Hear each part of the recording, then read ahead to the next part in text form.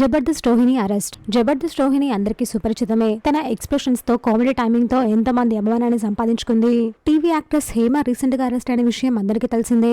Hema arrest కావడం social మీడియాలో బాగా వైరల్ అయింది. అదే తరహాలో ఇప్పుడు జబర్దస్త్ రోహిణి కూడా అరెస్ట్ అయ్యారు.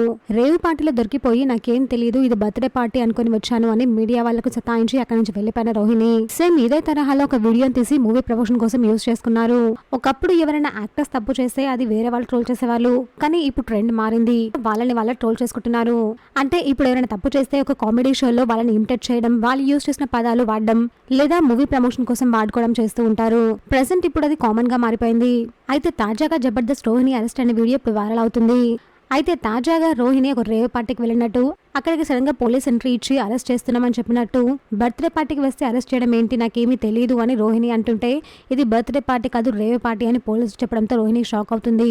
తర్వాత అందరూ వెళ్లిపోయి రోహిణి మాత్రమే పోలీసులకు బుక్ అవ్వడం, రోహిణిని అరెస్ట్ చేస్తుంటే మీడియా వాళ్ళు ఆపడం, మీడియా వాళ్ళు రోహిణిని క్వశ్చన్స్ అడుగుతూ ఉంటే, నాకు ఏమీ తెలియదు అని రోహిణి టాలీవుడ్ లో అరెస్ట్ అయిన ఒక సీనియర్ యాక్టర్ ని ఇమిటేట్ చేస్తే ఇలా మూవీ ప్రమోట్ చేసుకుని ఇప్పుడు సోషల్ మీడియాలో వైరల్ గా మారింది.